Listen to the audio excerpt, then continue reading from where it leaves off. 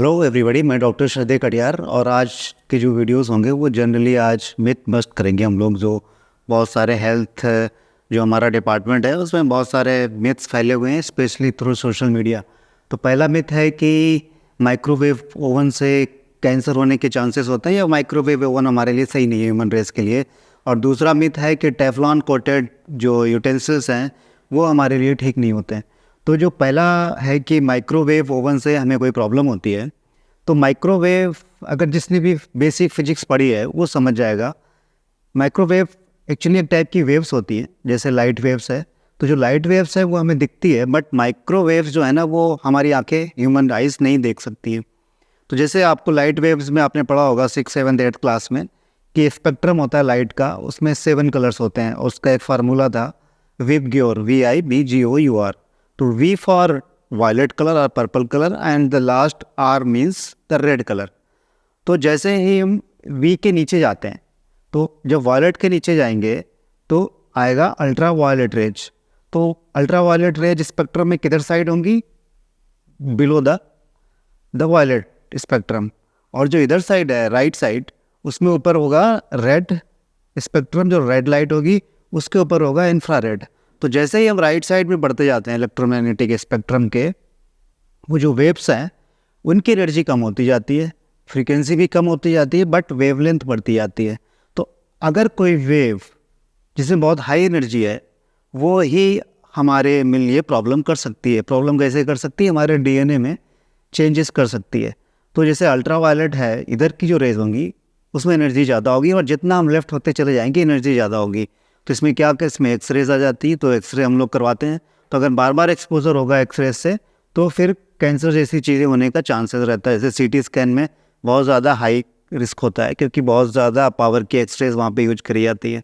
अब जैसे atom bomb कहीं होता है, जैसे जापान में हुआ 40s में, तो उसके बाद भी वो हाई एनर्जी वेव्स वहाँ पे बहुत दिनों तक चलती रही। तो उसकी वजह से हमारा जेनेटिक मटेरियल या DNA में चेंजेस आते हैं, उसकी वजह से हमें इस तरह की प्रॉब्लम्स होती हैं।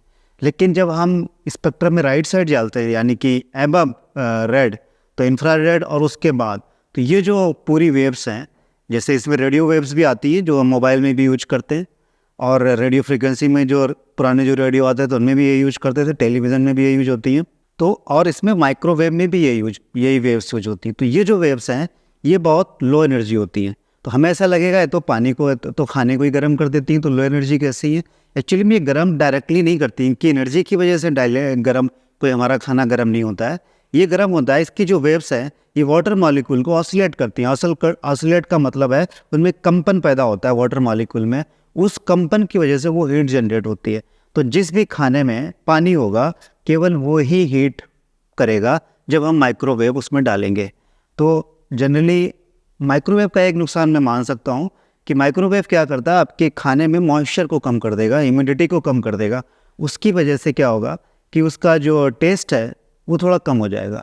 तो अगर आप 1 a day, 2, twice a day और thrice a day अगर माइक्रोवेव से कोई चीज़ यूज़ कर रहे हैं तो फिजिक्स के नॉलेज के हिसाब से ये हार्मफुल ह्यूमन रेस के लिए नहीं है, क्योंकि जो माइक्रोवेव्स हैं वो बहुत लो एनर्जी वेव्स हैं। दूसरा है कि टेफ्लॉन कोटेड जो यूटेंसिल्स आते हैं उसमें उससे प्रॉब्लम होती है। वो जो हम उसमें खाना कुक करते हैं तो वो हमारे पेट के अंदर जाता रहता है।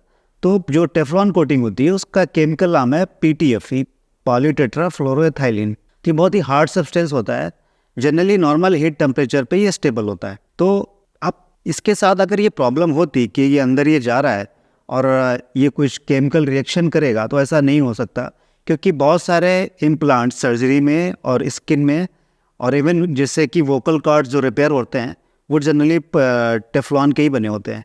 वोकल कॉर्ड या स्किन की जितनी भी सर्जरीज, बहुत सारी सर्जरी होती है जो प्लास्टिक सर्जन यूज करते हैं, वो टेफ्लॉन ही के ही होते हैं।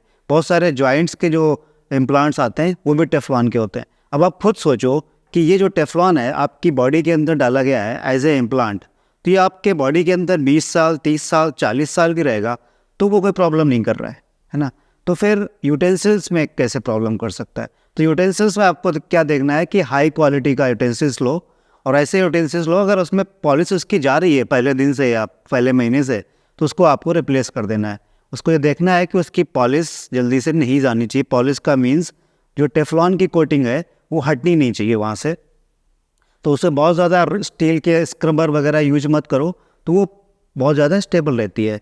बहुत ज़्यादा आपने उस पैन को छोड़ दिया और उसमें कुछ डाला नहीं, ना ऑयल डाला ना फूड डाला, और वो ऐसे ही हीट हो रहा है, तब वो अपने आप ही उससे निकल जाएगा। तो ये आपको मॉनिटर करना है कि जो उसकी पॉलिश है वो पहले ही दिन से या कुछ दिनों में ही उसकी छूटने ना लगे। तो ये जनरली जो चीप यूटेंसिल्स आते हैं वो लोग इस तरह की पॉलिशिंग यूज करते हैं या टेफ्लॉन कोटिंग यूज करते हैं। तो अगर आपका ब्रांड अच्छा है तो पॉलीटेट्राफ्लोरोएथेन या पीटीएफई आपको कोई प्रॉब्लम नहीं करने वाला, क्योंकि इम्प्लांट्स भी हमारी बॉडी के अंदर 20 से 30-40 साल तक बने रहते हैं। तो मुझे लगता है कि एक शॉर्ट वीडियो आपको अच्छा लगा होगा, थोड़ा नॉलेज आया होगा। इसको आप शेयर ज़रूर कर देना अपने आसपास के लोगों के साथ और सब्सक्राइब ज़रूर कर देना। Thank you.